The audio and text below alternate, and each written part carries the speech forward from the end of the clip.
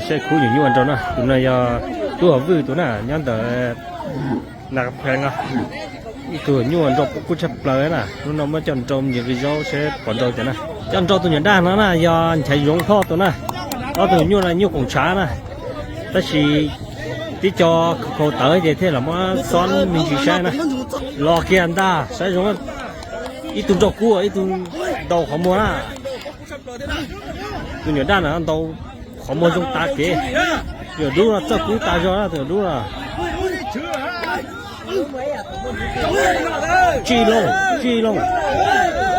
chi lông, nhiều gì kêu, chi, cho dòng son chạy ra bây giờ, thèn lên bây giờ, thèn đi luôn, chi kia bây giờ, chi dùng chi kia chứ, giờ bắt từ xiên nhà nhỏ rất dài chán à, bây giờ chi dùng bây giờ, ô chả nhau bắt từng cổ sư, bây giờ son trâu rồi là bây giờ, chi họ cơ sư, ô tàu nhà tết kia tụi đàn rồi.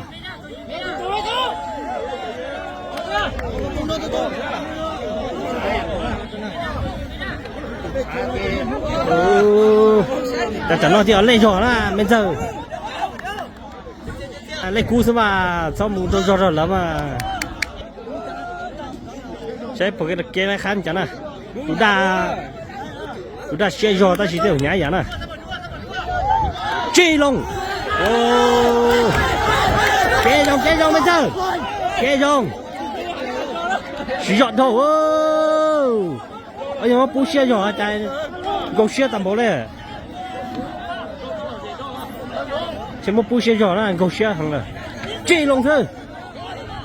nhưng mà từng gói để chụp bỏ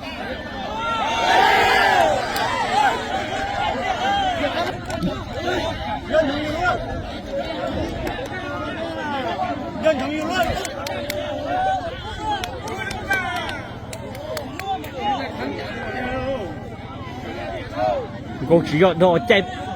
ô sồn ra có ấy luôn à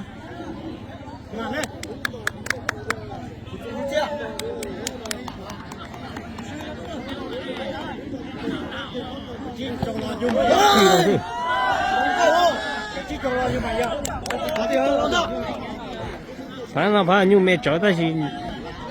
đi cho kỹ dùng đi dùng à kỹ dùng theo cái dùng thế thì cho nhận rau sư cho nó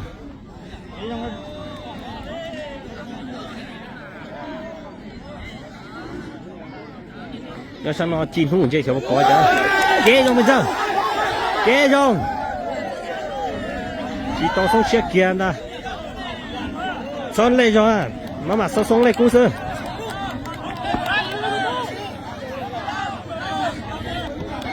chỉ nụ đồ chơi chỉ bỏ nó sờ tung rồi chơi đâu nó mới giờ đâu à cho tái ăn rồi nữa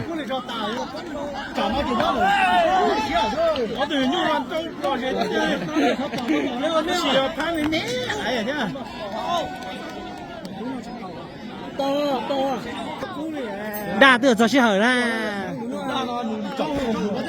đa mua xe hở ra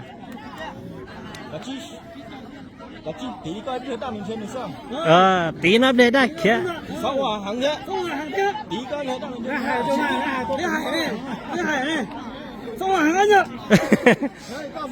đa mua xe hở đó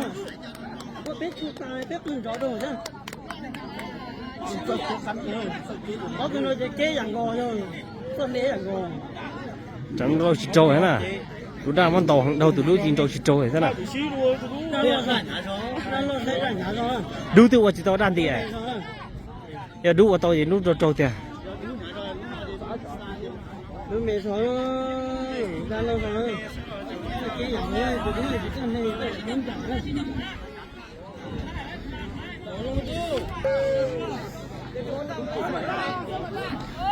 mua sát tiền nữa chị luôn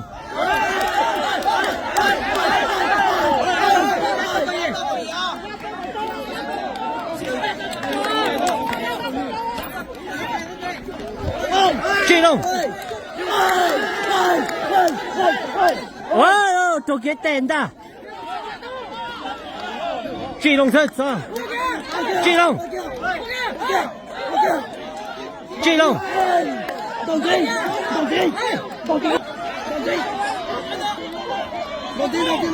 ô tiểu đua xong rồi có số chuyện à